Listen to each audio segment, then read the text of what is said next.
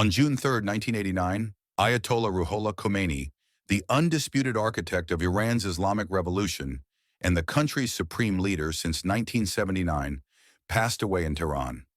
His death marked not only the end of a remarkable personal journey, from a small-town seminarian to the leader of a theocratic state, but also the closing of an era that reshaped the Middle East. Over the next few minutes, we will examine Khomeini's rise from religious scholar to revolutionary icon, the changes he introduced to Iran, and the legacy that continues to influence Iran's future and the broader region. Ruhollah Khomeini was born in 1902 in the modest town of Khomeini, into a family steeped in Shi'i scholarship. When his father died, Khomeini, still a boy, was sent to study in the holy city of Qom. There he memorized the Quran and immersed himself in Shi'i jurisprudence and philosophy, earning the title of Ayatollah, a distinguished rank among Shi'i clerics. By the mid-20th century, he had emerged as a powerful voice against secularization and Western influence in Iran. His early sermons decried the Shah's modernization efforts, arguing that they threatened Iran's Islamic identity. In 1963, when Shah Mohammad Reza Pahlavi launched the White Revolution, a sweeping set of reforms that redistributed land, expanded women's rights, and curtailed clerical power, Khomeini responded with public denunciations. He declared the Shah's agenda incompatible with Islamic values. His words resonated with many Iranians who felt alienated by rapid westernization. Arrested in November 1963, Khomeini's star only rose higher when his exile to Najaf, Iraq, in 1964 became a rallying cry. From Najaf, he continued to issue fatwas and communiques that smuggled into Iran, fostering a clandestine network of supporters who yearned for a government guided by Islamic jurisprudence. By the mid-1970s, discontent with the Shah's authoritarianism had reached a boiling point.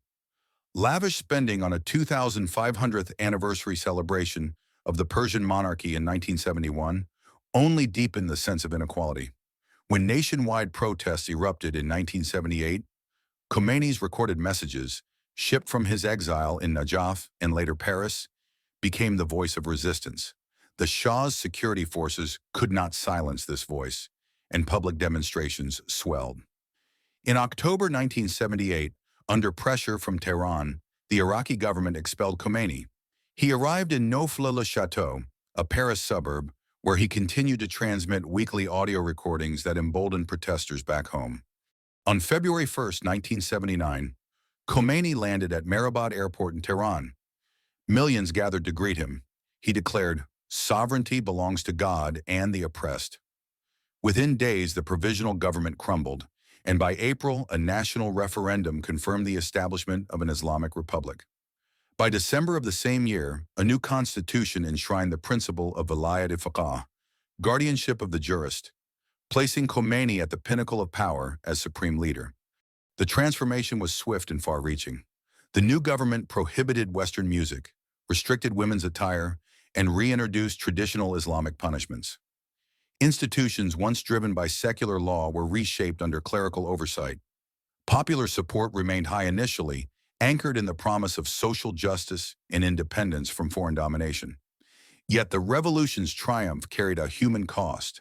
Thousands of political opponents, leftists, secular nationalists, and moderate clerics were imprisoned, tortured, or executed in the early 1980s as the regime consolidated its power. Two events in 1979 and 1980 crystallized Khomeini's domestic and international posture: the Iran hostage crisis and the outbreak of the Iran-Iraq War. On November 4, 1979, a group of militant students, encouraged by Khomeini's uncompromising rhetoric toward the United States, seized the U.S. Embassy in Tehran. 66 Americans were taken hostage. Although the students claimed they acted independently, Khomeini's public endorsement lent an aura of religious legitimacy.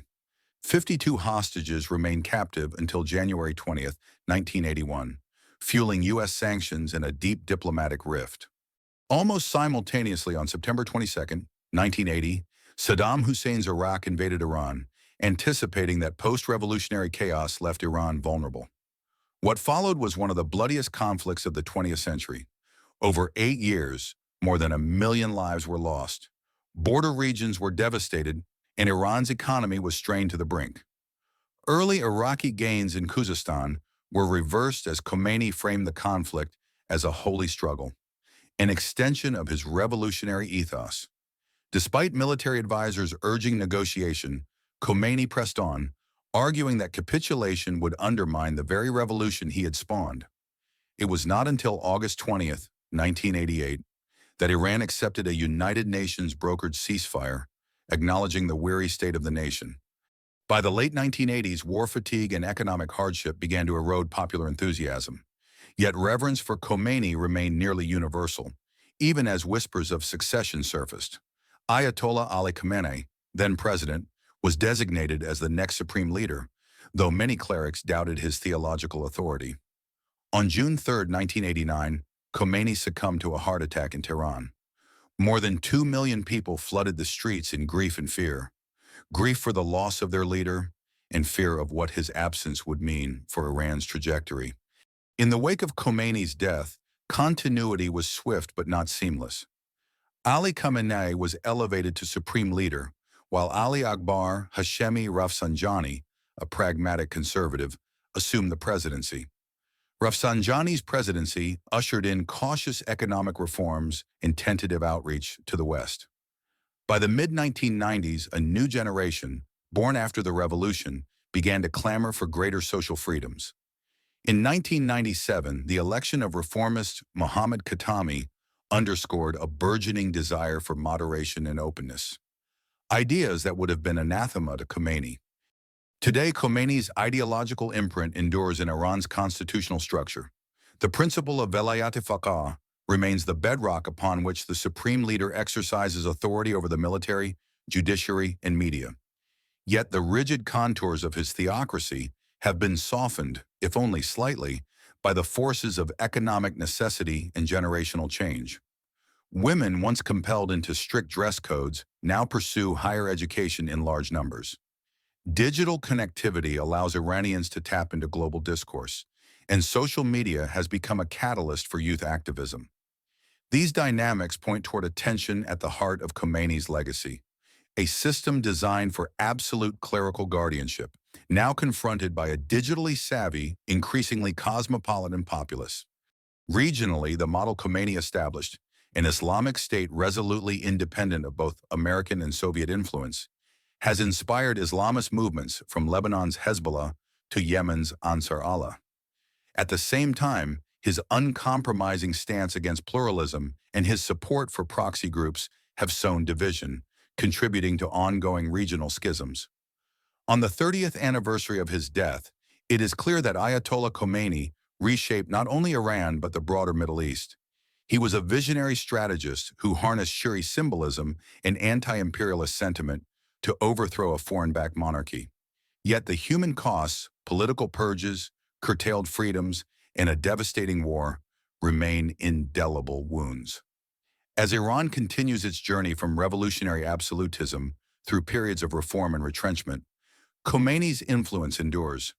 Ultimately, history will judge him not just by the world he forged, but by how future generations reconcile his vision of sovereign piety with the relentless currents of modernization. Thank you for watching. If you found this exploration enlightening, please like and subscribe for more deep dives into pivotal moments in history.